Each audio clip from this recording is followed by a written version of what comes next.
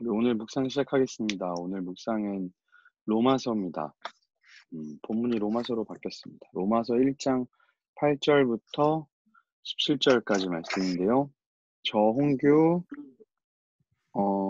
그 다음에 형제, 명중주의, 명수, 해양 이렇게 읽겠습니다. 먼저 내가 여러분 모두를 두고 예수 그리스도를 통해 내 하나님께 감사하는 것은 여러분의 믿음이 온 세상에 전파됐기 때문입니다.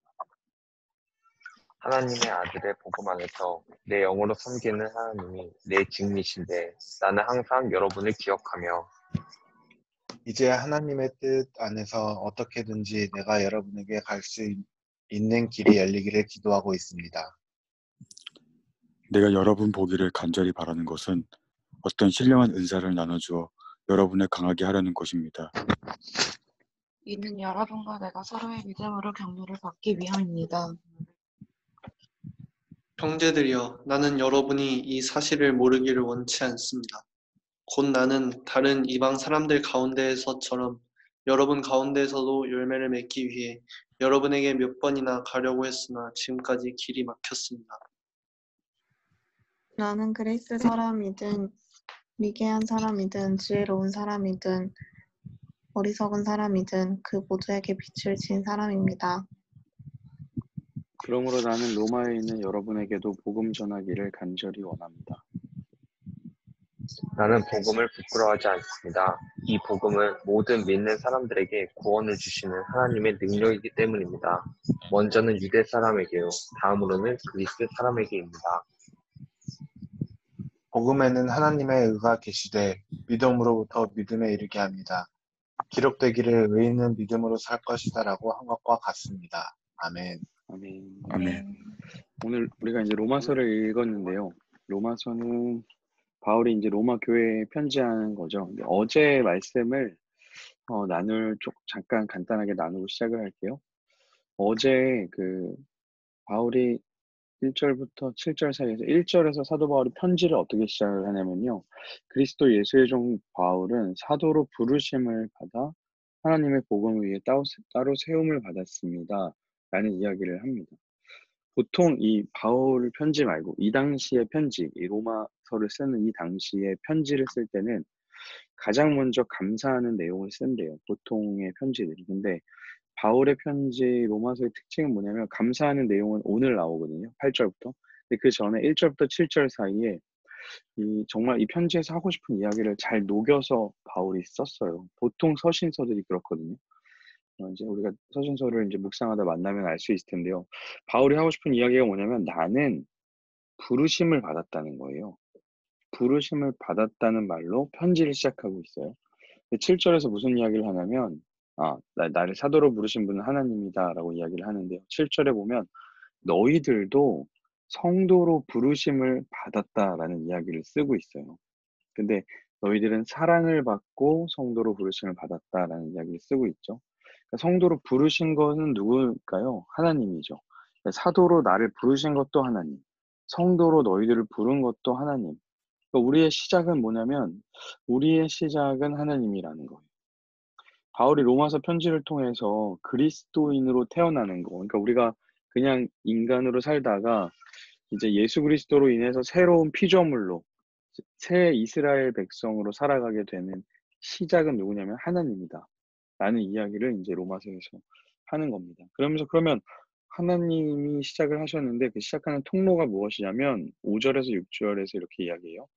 예수 그리스도를 통해서 은혜와 사도직을 받았다고 이야기를 합니다. 6절에 보니까 예수 그리스도께 속한 사람이 됐다 우리가. 그러니까 우리가 하나님의 새로운 백성이 된 거는 예수 그리스도를 통해서 된 거다라는 이야기를 이제 어제 말씀 가운데 했어요. 그래서 그런 믿음을 우리에게 주셨는데 그 믿음은 또 우리를 순종하게 한다 이런 이야기를 하고 나서 오늘 말씀에서는 바울이 이제 내가 기도한다라는 이야기를 하면서 감사한 이야기들을 하는데요. 8절에 보니까 내가 하나님께 감사하는 것은 여러분의 믿음이 온 세상에 전파됐기 때문입니다라고 이야기를 하는 거죠. 그러니까 로마 교회에 있는 성도들의 믿음이 전파될 만큼 되게 성장한 교회였던 것 같아요.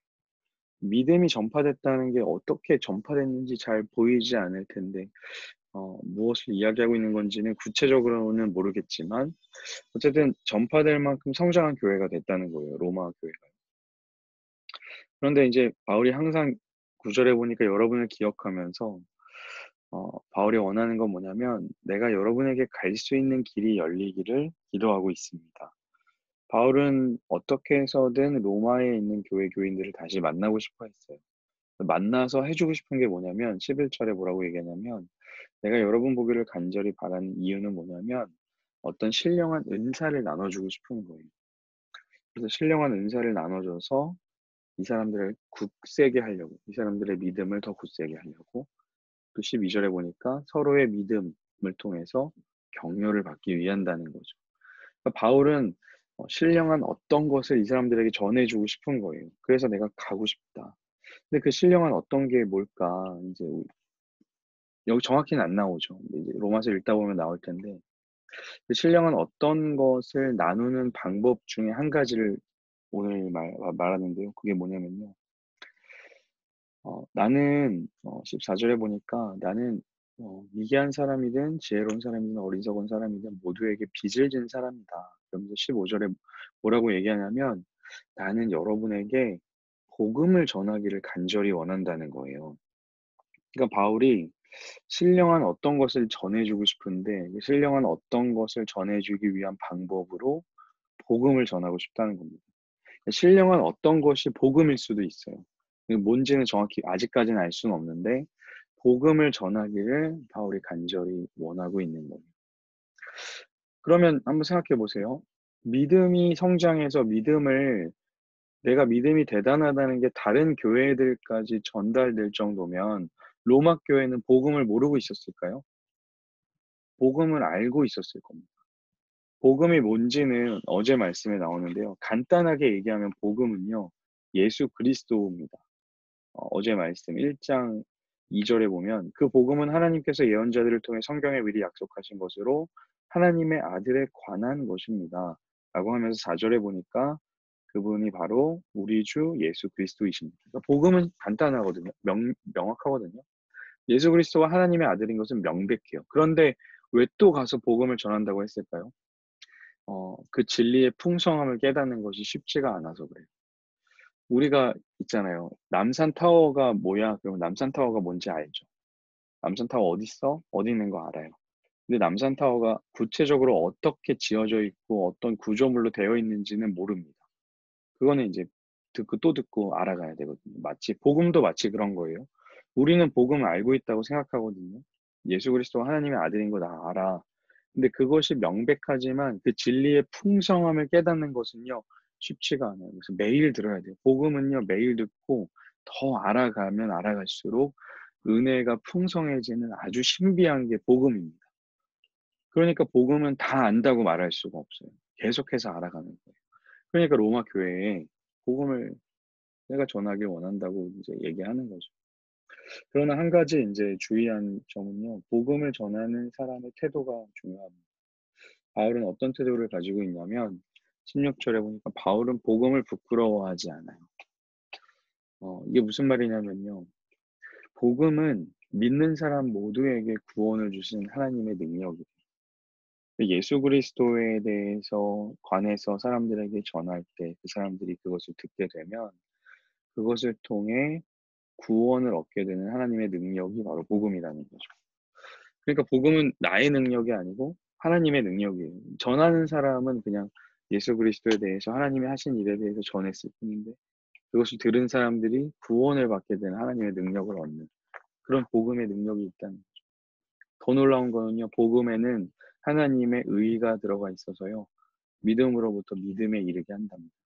이 표현을 우리가 이제 로마서를 읽으면서 계속해서 만나게 될 텐데요. 내가 예수 믿어야지. 그러면 더 잘 믿게 돼. 이런 이야기가 아닙니다. 이 처음에 나오고 있는 믿음으로라는 말. 로마서라서 좀 어려운데요. 죄송한데요. 아무튼 이 믿음으로라는 말이 뭐냐면요. 예수 그리스도께서 십자가에 돌아가신 그 사건, 그 전체를 압축하고 있는 거예요. 그러니까 하나님께서 원수 같은 그 이스라엘 백성, 원수 같은 사람들을 알면서도 이미 계획하신 그 하나님의 아들을 보내셔서 십자가에 달려서 죽게 하시고 다시 그분을 살리셔서 하늘로 데려가시고 그러면서 우리에게 성령을 보내주신 이 일련의 사건들을 믿음으로라는 단어 속에 압축해낸 거예요. 그러니까 예수 그리스도의 십자가의 사건을 우리가 알면 우리는 믿음을 얻게 된다라는 표현이 바로 이 17절의 표현인 겁니다. 예수 그리스도의 십자가 사건을 경험한 자들에게 하나님이 믿음을 주는 거예요. 우리는 그 복음의 사실을 끊임없이 듣고 들어야 하는 것이죠. 우리의 할 일은요, 하나님께서 이루신 것을 전하는 겁니다. 그런 태도를 가지고 있어야 돼요. 복음을 전하는 사람들. 그래서 오늘 말씀을 다시 한번 이렇게 돌아보면 1절부터 7절까지에서는 하나님이 우리를 부르셨대요. 우리의 시작은 하나님입니다. 자랑할 것도 없죠. 비교할 것도 없죠. 그런데 바울이 간절히 바라는 것이 있었어요. 로마 교회에 있는 사람들을 만나고 싶었습니다. 왜?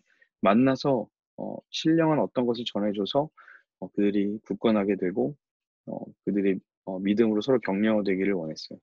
근데 그 신령한 어떤 것을 나누는 방법 중에 한 가지, 가장 중요한 것은 무엇이냐면 복음을 전하는 것. 복음은 알고 있는 사람도 들어야 돼요. 계속해서 들어야 됩니다. 들으면 들을수록 풍성해지고 내 안에서 새로워지는 것들을 경험하게 되거든요. 그러나 그 복음을 전하는 사람이 대하는 태도는 뭐냐면 복음을 부끄러워하지 않아야 됩니다. 왜냐하면 그 복음은 하나님의 구원을 주시는 하나님의 능력이기 때문인 것이죠. 내가 경험한, 나에게 던지고 싶은 질문은요. 내가 경험한 복음은 무엇인가? 이것을 우리가 이 로마서를 대하기 전에 좀 정립을 했으면 좋겠어요. 내가 알고 있는 복음은 뭐지? 나에게 찾아온 복음은 뭐지? 한번 여러분들 묵상 노트가 있으면 한번 적어보시고 로마서가 끝났을 때 다시 한번 적어보시고 이 복음이 정말 이렇게 풍성하게 변화되고 내 삶에 이런 영향이 있구나라는 것들을 기록하면 참 좋겠습니다. 믿음, 구원을 주시는 하나님의 능력, 그 능력을 이 말씀을 통하여서 또 예수 그리스도를 알아가면 알아갈수록 하나님의 능력을 경험하게 되는 우리가 되기를 간절히 소망합니다. 네. 그런 사이에 우리 기석이가 들어왔네요. 반갑습니다. 기도하고 마치겠습니다. 하나님 감사합니다. 사도 바울이 로마 교회에 있는 성도들을 간절히 만나고 싶었고 그들에게 복음을 다시 전하고 싶었습니다. 그 복음을 통하여서 하나님의 구원의 능력을 경험하게 되는 것을 그는 알고 있었기 때문입니다. 우리를 부르신 하나님, 예수 그리스도의 그 십자가의 능력, 그것이 무엇인지 우리도 날마다 새롭게 깨닫게 하여 주시고 그 복음의 능력이 내 안에서 살아 역사하여서 그것을 부끄러워하지 않고 전할 수 있는 우리들 될 수 있도록 인도하여 주옵소서. 이 밤에도 평안함 주실 줄 믿습니다. 감사드리며 예수 그리스도의 이름으로 기도합니다. 아멘. 아멘. 아멘. 아멘. 네, 수고하셨습니다. 감사합니다. 감사합니다. 안녕하세요.